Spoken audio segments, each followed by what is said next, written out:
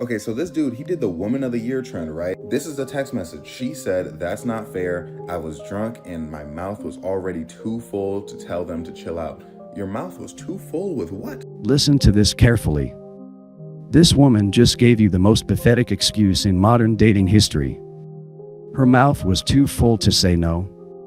What kind of mental gymnastics is this? She's trying to convince her boyfriend of 3 years that she accidentally fell into a threesome because she was too drunk to speak. This is the level of gaslighting modern women will attempt when they get caught red-handed. They'll look you dead in the eye and tell you that gravity forced 2 dudes into her mouth. I've seen a lot of gaslighting on this app, but we're going to talk about this creator who's at here, and I will add them, right? So this young man decides to express his feelings about being cheated on, right? And I'm going to cut the story short. His shorty got a train ran on her, and he witnessed it firsthand, right? So this person expresses the train that his girlfriend got ran on, or however else you want to say it. And guess who's in the comment section blaming the victim?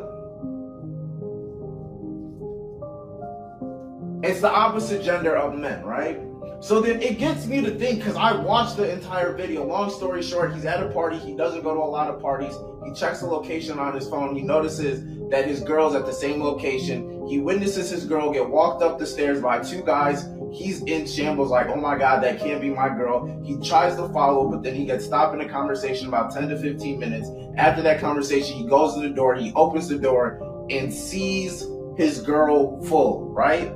So this person, who's a man, expresses something that he went through, and the first thing some of you do is blame the victim. But not only do you blame the victim, you create a story that is not true. So now you guys are saying that the story doesn't sound like what he's saying. It sounds like somebody was AS, but put that in reverse. So here we go, have a man express his feelings, express something that he went through, and instead of saying or giving him words of encouragement or condoning him or consoling him, you victim blame him. This is the most insidious part of modern female psychology, the instant reversal of victim and perpetrator. This man catches his girlfriend in the most degrading situation possible, and somehow the women in the comments make him the villain. They're literally blaming him for being upset about witnessing his girlfriend getting double-teamed at a party. Think about the level of mental gymnastics required to make the cheater the victim and the betrayed partner the abuser. This is weaponized gaslighting on a societal level. Women have created an entire ecosystem where they can never be held accountable for their actions because there's always some way to flip the script and make the man the bad guy. If you get angry about being cheated on, you're toxic. If you don't get angry, you're weak and she loses respect for you. It's a rigged game designed to destroy your sanity and make you question reality itself. Nah, because the thing that y'all are really failing to understand is that I walked into the room to witness my shorty just getting the works. This shit really had me with my fists clenched, standing in a doorway like this, bro.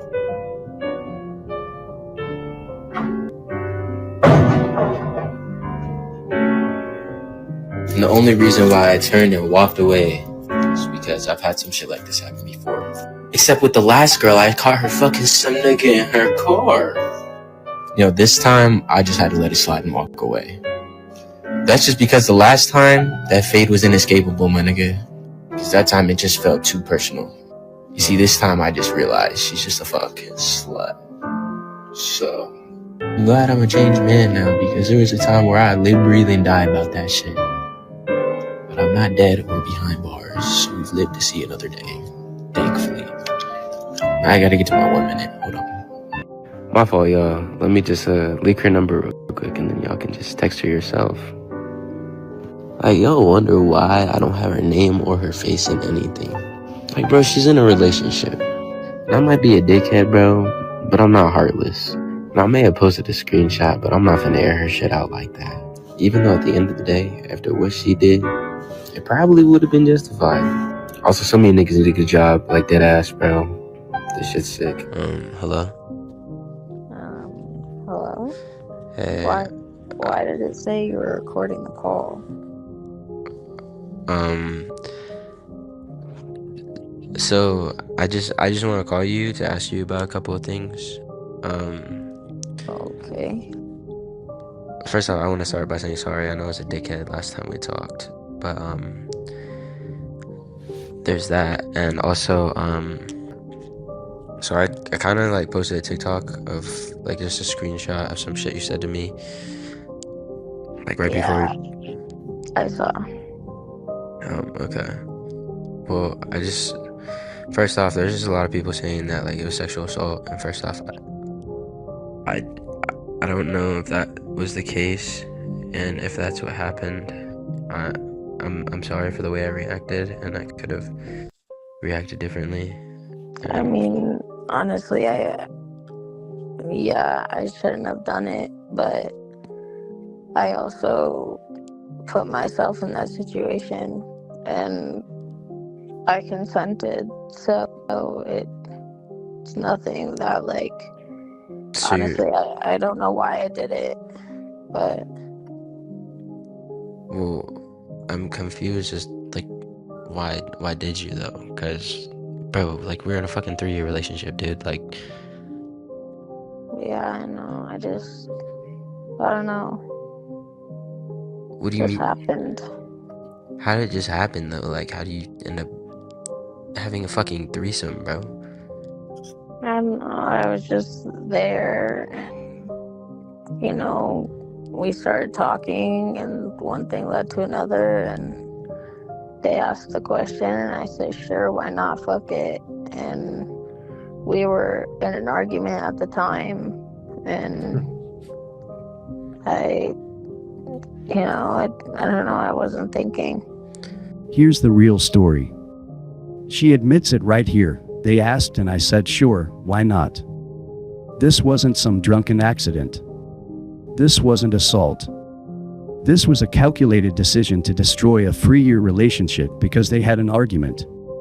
Think about that logic. Your boyfriend upsets you, so your solution is to let 2 random dudes run a train on you at a party? And then she has the nerve to say, I wasn't thinking.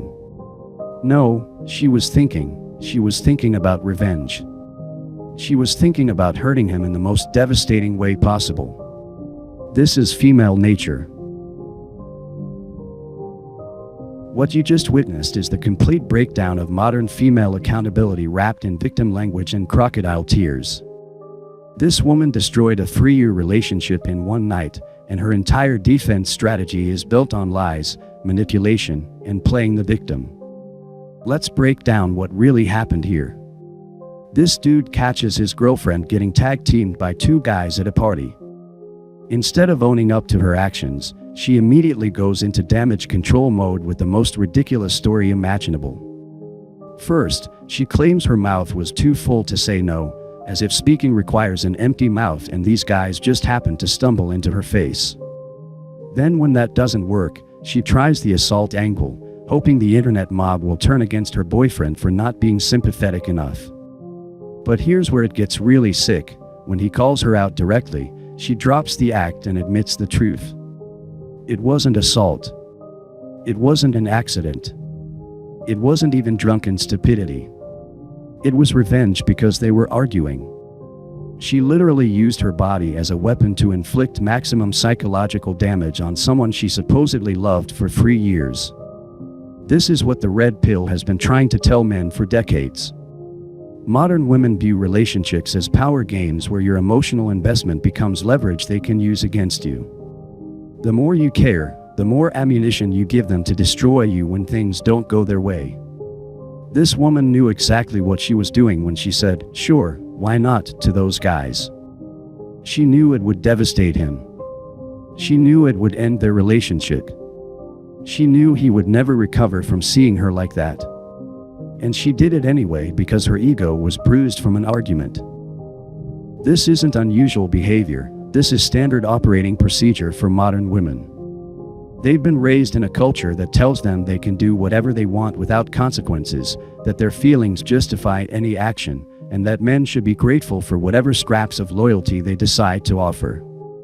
When reality doesn't match their Disney princess fantasies, they lash out in the most destructive ways possible.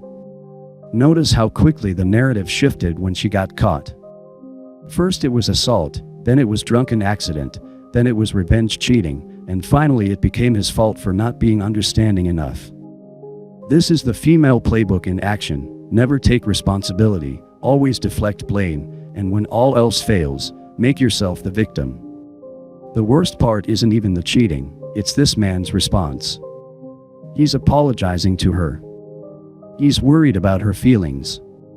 He's trying to understand how this happened instead of walking away immediately. This is what 3 years of emotional investment does to a man's judgment. He's so afraid of losing what he thinks he has that he's willing to negotiate with someone who just publicly humiliated and betrayed him. This is why the red pill exists. To show men that modern relationships are rigged games where your loyalty, investment, and love become weapons used against you. This woman didn't just cheat, she chose the most degrading, public, and devastating way possible to do it. And then she tried to gaslight him into believing it was somehow his fault. The lesson here isn't complicated. When a woman shows you who she really is, believe her the first time. When she's willing to destroy years of relationship over an argument, she was never yours to begin with. And when she tries to make you the villain in her story of betrayal, you run and never look back. This is modern dating.